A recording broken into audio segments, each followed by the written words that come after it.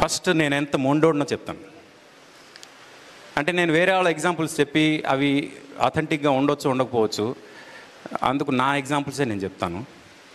Please don't take me wrong. చిన్నప్పుడు 6 ఏళ్ళు ఆ ఏజ్లో మామూలుగా నాకు ఎలా ఉండేదంటే, మేము మంచం మీద పడుకుని అలాగా స్మెల్ వచ్చేది, టీ స్మెల్ అలా ముక్కుకి తగలగానే కళ్ళు ఓపెన్ చేయకుండానే మంచం దిగి అలా బొగ్గులు పోయి దగ్గరికి వెళ్ళి అక్కడ కూర్చుని కళ్ళు ఓపెన్ చేసి టీ చూసేవాడిని. చూసి అప్పుడు ఆ గ్లాస్లో టీ నాకు ఇస్తే అది తాగేవాడిని అన్నమాట. మా అమ్మ వాళ్ళ తాతగారు ఇది చూసి, వీడు అంటే మా ముగ్గురు బ్రదర్స్ అలాగే ఉండేవాళ్ళం, మా ముగ్గురు బ్రదర్స్ పిలిచి, టీ తాగడం మానేయండిరా, మీకు నెలకు 10 రూపాయలు ఇస్తానన్నారు మా తాతగారు. డన్ అన్న. ఆ రోజు నేను ఫస్ట్ మంత్ 10 రూపాయలు ఇచ్చారు, ఆ తర్వాత ఇప్పటి వరకు ఇవ్వలేదు ఆయన. నేను ఇప్పటి వరకు తాగలేదు. ఆ రోజు తీసుకున్న డెసిషన్, అంటే at the age of 6 I took that call and till now I have not taken tea. అందుకనే రాగానే మేము టీ ఆఫర్ చేశాను సార్ మీకు. అయినా నేను నో అన్నాను, ఇప్పుడు కూడా కంటిన్యూ చేస్తున్నా అది. అలాగే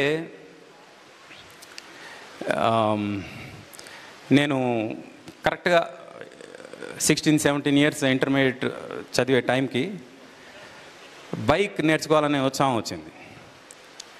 ఆ బైక్ కోసం నేను మా నాన్నగారికి తెలియకుండా బైక్ తీసి నేర్చుకునే ప్రయత్నం చేశా. అదే టైంలో మా నాన్నగారు వచ్చి చూశారు. చూసి అయ్యప్ప మాల్లో ఉన్నారు ఆయన తిట్టారు. ఆ రోజు చెప్పాను నేను ఆయనకి, మళ్ళీ నేను వెహికల్ అంటూ డ్రైవ్ చేస్తే ఆ వెహికల్ నా సొంతంది అయి ఉండాలి, దానిలో పెట్రోల్ నాది అయి ఉండాలి అని చెప్పా. కానీ నేను ఫస్ట్ కొన్న వెహికలే స్కోడా కారు. ఆ స్కోడా కార్తో డ్రైవింగ్ నేర్చుకుంటే యాక్సిడెంట్లు అవుతాయని నేను ఇప్పటివరకు డ్రైవింగ్ చేయలేదు. ఆ రోజు నేను తీసుకున్న నిర్ణయం, ఈ రోజు వరకు నేను డ్రైవింగ్ చేయకుండా ఆగిపోయాను. అయితే నేను తీసుకున్న నిర్ణయం రైటా రాంగా అని మీలో 2 పార్శ్వాలు ఉంటాయి.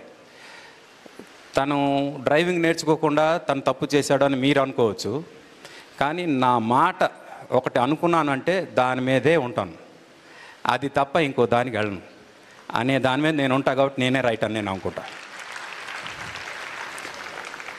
ఈ 2 ఎగ్జాంపుల్స్ మీకు ఎందుకు చెప్తున్నానంటే, మీ లైఫ్లో కూడా ఇలాంటి ఇన్సిడెంట్స్ చాలా ఫేస్ చేయవచ్చు. కానీ ఒక్కసారి ఒక డెసిషన్ కనుక మీరు తీసుకుంటే దాని మీద అలా నిలబడాలి అంతే.